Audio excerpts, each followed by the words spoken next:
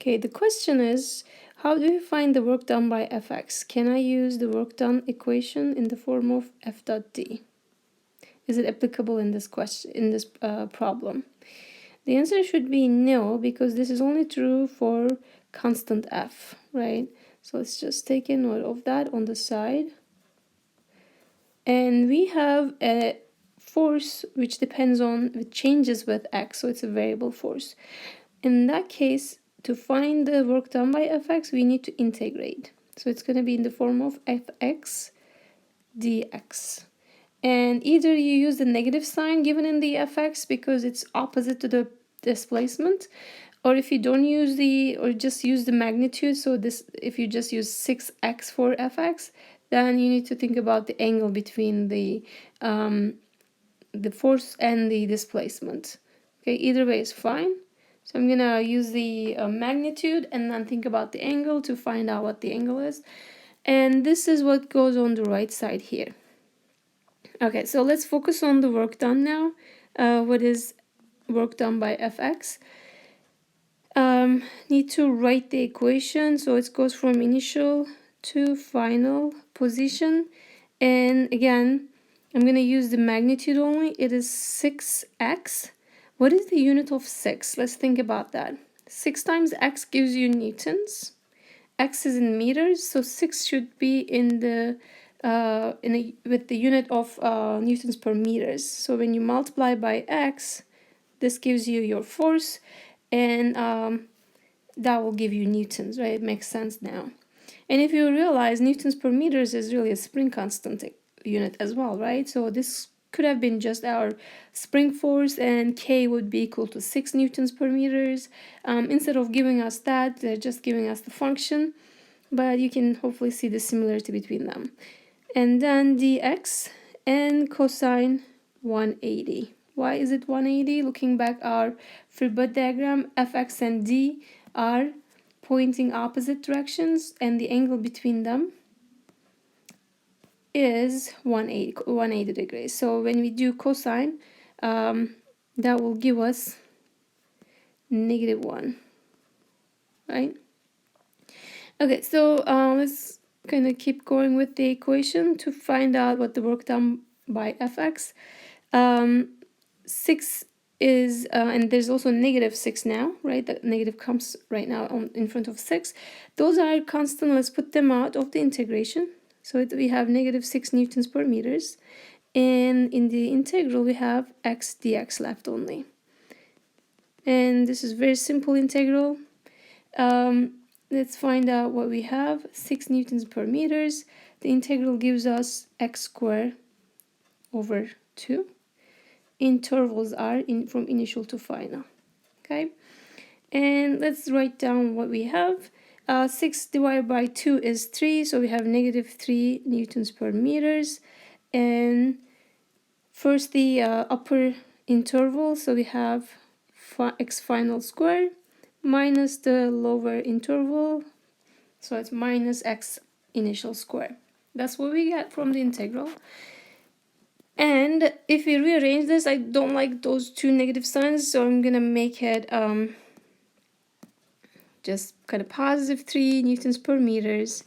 That means I'm gonna flip the sign, so x initial becomes positive and final square becomes negative. Okay, so that's what we have for the work done. Now going back to our general equation and writing that once again here. We had 1/2, let's write that part, 1/2 mv final square minus 1/2 mv initial square. That's equal to above relation, so it's 3 newtons per meters is our constant, and x initial square minus x final square. Okay, let's see what we have. For the first case, for part A, I'm trying to find the final velocity, right? So what I would do first is then part A, I'm trying to solve for final velocity. Let's just move things around. So I'm gonna first leave this term alone. I want to show you a couple steps of the algebra. So this becomes 3 newtons per meters. Again, I'm following the unit, so I have to think about that. Otherwise, my units are not going to look good. I'm putting that minus 1/2 mvi square on the right side, so it becomes positive in this form. And since I'm trying to find the final square, I'm gonna get rid of 1/2 in front. So what I do for this, I'm gonna multiply every term by 2. Okay, that way I will get rid of this. And I'm gonna also divide every term by the mass. And let's just do that as well. So we have the final square, nothing else left if when once I divide by mass as well. So this becomes 6 newtons per meters. This is our constant. I'm going to put the variables on this side, x initial square minus x final square, divide by the mass, not the unit meters, right? So be careful with that. Plus those also will go away, and we are dividing by m, so we have only initial vi square. So now let's think about what we have. For part A, we have x initial to be 3 meters, final to be 4 meters. And v initial at 3 meters is 8 meters per second, and we are trying to find the final velocity. Plugging those in here, v final square becomes 6 newtons per meters. X initial is 3 meters, so it becomes 9 meters square. And minus x final is 4, so it becomes 16 meters square. Divide by mass is 2 kilograms plus 8 meters per second square, so it becomes 64 meters square per second square. Okay, and newtons here is kilograms meters per second square. And kilograms will go away,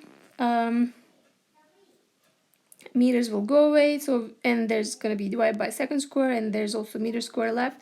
So those two terms on the right side have both meters square per second square. So we are in terms of units, we did a good job carrying it, and this will result in after taking the square root of both sides. So I'm also doing that. So I'm taking square root of both sides, okay, and this goes away. And the answer I'm getting is 6.56 meters per second. And that is the velocity for part A. As you can see, since the force was opposite to the displacement, we expected to have less velocity value than 8 meters per second, and that's what we got. Okay, so next step is, get this equation here. Next step is to find, again, a similar way, but now the final velocity is given and they're asking for the positive x value.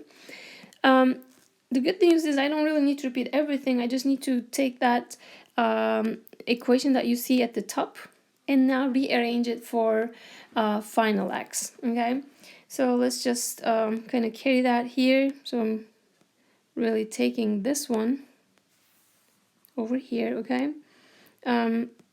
So I'm just going to write one more time, 1/2 m v final square minus 1/2 m v initial square equals to the constant, and this was x initial square minus x final square. So we can move on to clear page.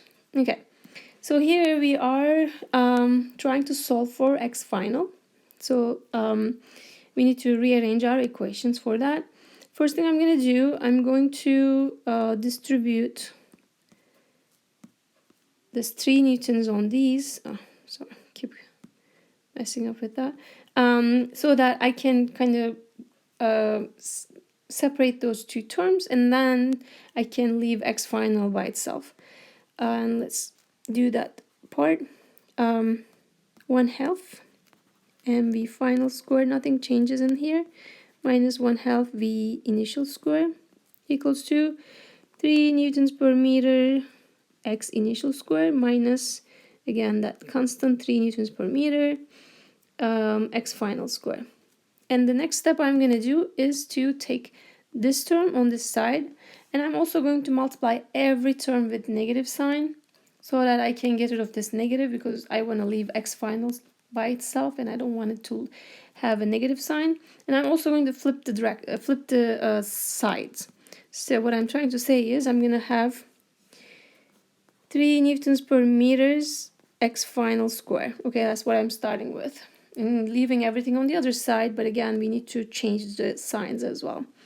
So when we put that xi squared term on the left side, it becomes negative. But remember, we are changing the signs, so when I put it on this side, it becomes positive as well. And I have to change the other one's signs. So this becomes 1/2 mv final square, and it's negative. And the initial one is going to be now positive because I'm, again, changing all the signs. Hopefully this is clear. If the algebra doesn't make sense, just pause it and then check it. And the other thing I want to do is, I don't like 1/2, so I'm going to get rid of them by multiplying every term by 2. Okay, that way I'm not making any changes. I'm just clearing up some mess, kind of.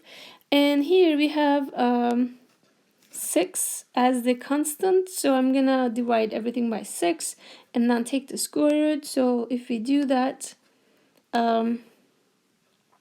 but let's just write down what we have first. X initial for this part is 3 meters. V initial is again 8 meters per second. This is common for both parts. And final x is unknown. And final velocity is given as 5 meters per second. And we are looking for positive value. To speed up here, what I'm going to do is, again, please work on this algebra, but you need to write down what x final is. Okay? And in the square root, I get 22 meters squared. Okay, please work on that part. Also, you can look at the PDF to check my solution, more detailed solution.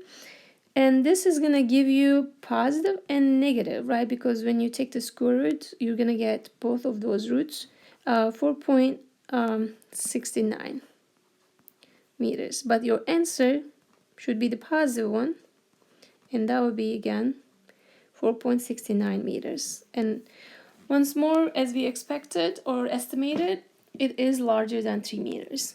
Okay, so this is how we're gonna solve the problems. And again, important thing on this problem is realizing that force is not constant. It changes with x, and the displacement is along x.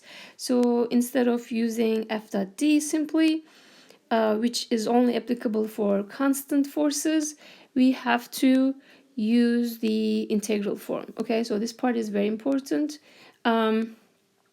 And then we kind of work through it and get a relation, then look at the steps separately. I hope that this is clear. Again, if you have any questions, please let us know.